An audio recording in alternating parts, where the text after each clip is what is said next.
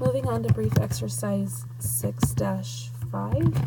So again, we're trying to do cost, volume, profit, and how these costs and how manipulating some of the costs is going to help increase our sales and also impact our profit.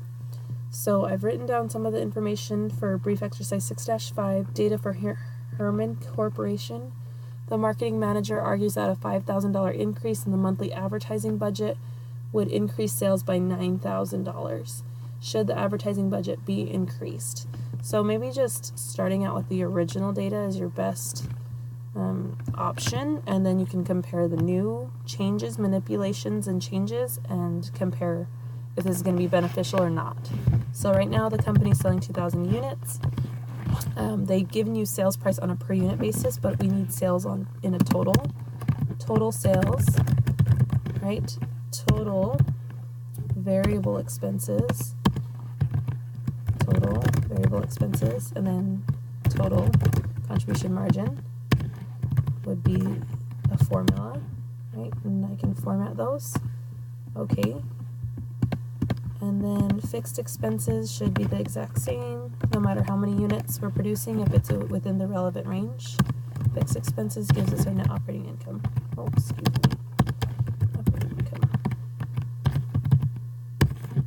Okay, so we have net operating income. We're making $24,000 net operating income. So any changes that we change for the fixed or variable expenses and the sales are going to have to be more than $24,000, or else we will reject the plan, right? And so the first proposed plan is that a $5,000 increase in the monthly advertising budget would increase sales by $9,000. Okay, so $9,000 more in sales, right? More. That would be how many units more? Well, that would mean $9,000 total sales dollars more divided by the selling price. If I sell 100 more units, then I should have it'll be more beneficial. This is what the manager's arguing. If you sell 100 more units, it'll be beneficial because it'll sell because of the 5,000 increase in advertising, but that 100 units is going to be more beneficial than where we're at right now. So we'll see if that checks out. 100 more units. So 100 more units from 2,000 would be 2,100 units. So 2,100 units times it by the selling price per unit. Does that make sense? Does that hold true? The $9,000 more dollars in sales dollars. That's what the manager is arguing. Total variable expenses. We're going to have more expenses because we're selling more, right? And then the contribution margin will be the difference.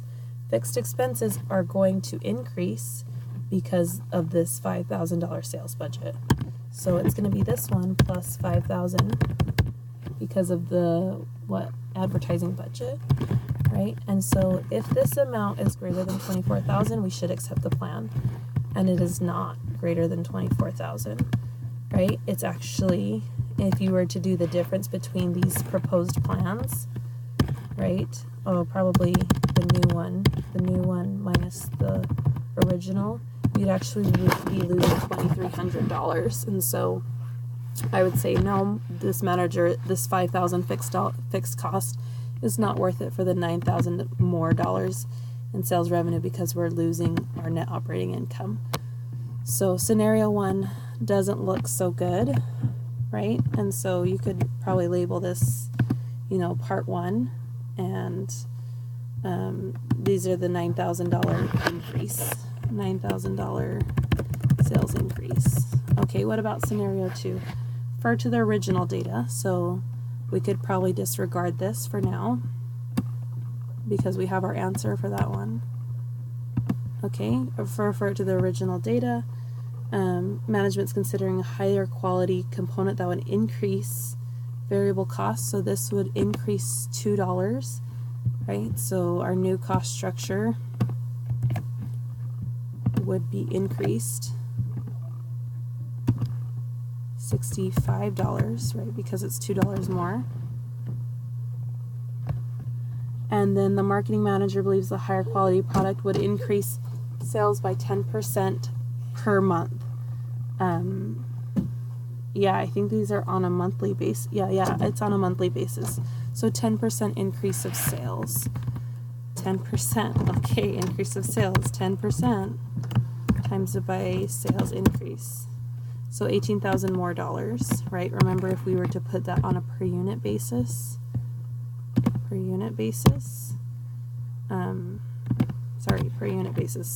total dollar amount times it by 1 unit, that would be 200 more units, right? Because it was, for the other one we did, it was 9,000 more sales dollars, and that was 100 units because we divided it by the cost per unit versus the total cost to see the number of units. And so now they would have 200 more units, not dollars. 200 more units that they would sell to get 18,000, or 10% increase, right? 10% increase.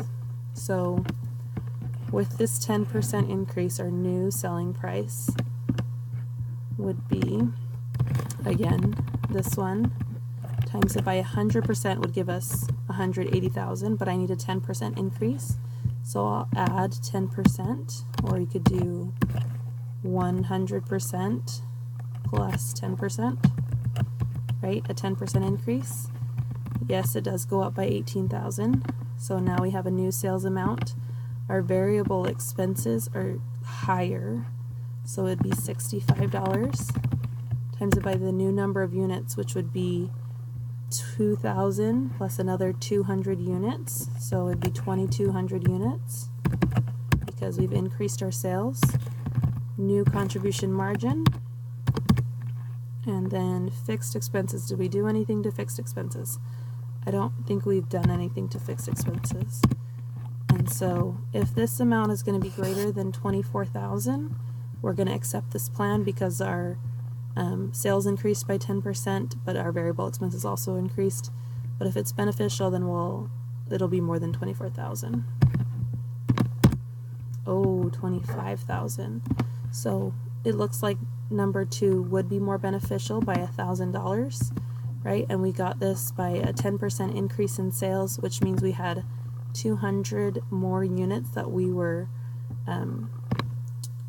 selling because we had this amount of increase, the 18,000 of increase divided by the selling price per unit, right? Which means we would have to sell 200 more units or 2,200 units. And it was more beneficial to us, so we would accept that plan.